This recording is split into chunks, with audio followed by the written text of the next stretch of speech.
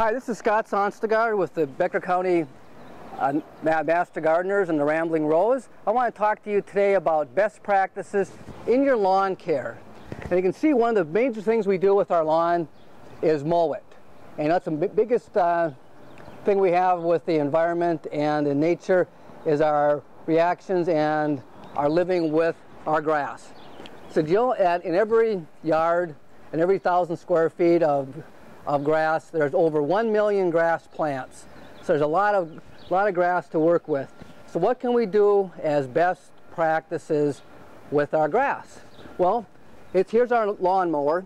You see I ran a test strip here, and we talk about grass in our lawn, and most of our grass is Kentucky bluegrass. So we want to cut off 1 inch of our grass because most Kentucky bluegrass wants to be at a height of 3 inches. So we're looking at a ruler here. We've got 3 inches. That would be the ultimate height for Kentucky bluegrass. And if we're going to be mowing this off right, we're mowing off 1 inch, so we're mowing it down to 2 inches. So I did a little test strip here, and I've looked at my mower, and I see that I'm mowing off at 2 inches. And the grass before was at 3 inches. And that would be about the right height for mowing our Kentucky bluegrass.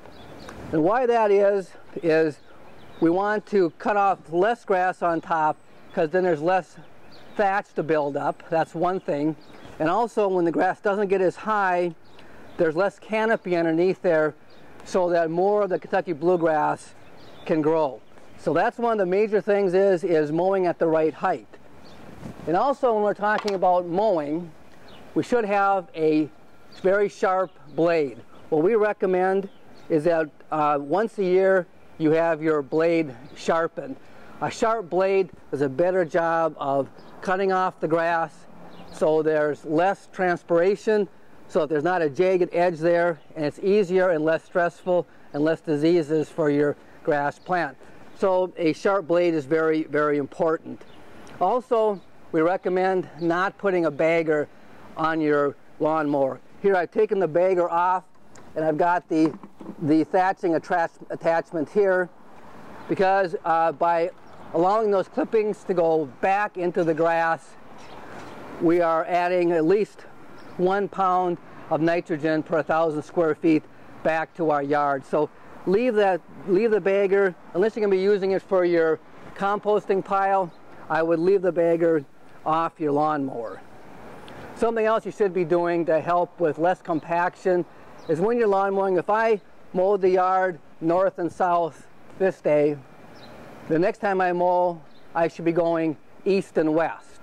And that way we're not going down the same path over and over again, especially with some of you with a heavier lawnmower, maybe a riding lawnmower, you're going to have more soil compaction. And also, there's a tendency then to display most of the grass clippings in one pile or one row, and this way you're going to have more of the grass clippings spread out all over the whole yard. So that's another very important item when we're taking care of our grass. Also, I'd like to just mention that when I came riding over here, I was wearing my hearing protection. The lawnmowers are quite noisy. I think we should all think about that, is wearing hearing protection when we're using our lawnmower.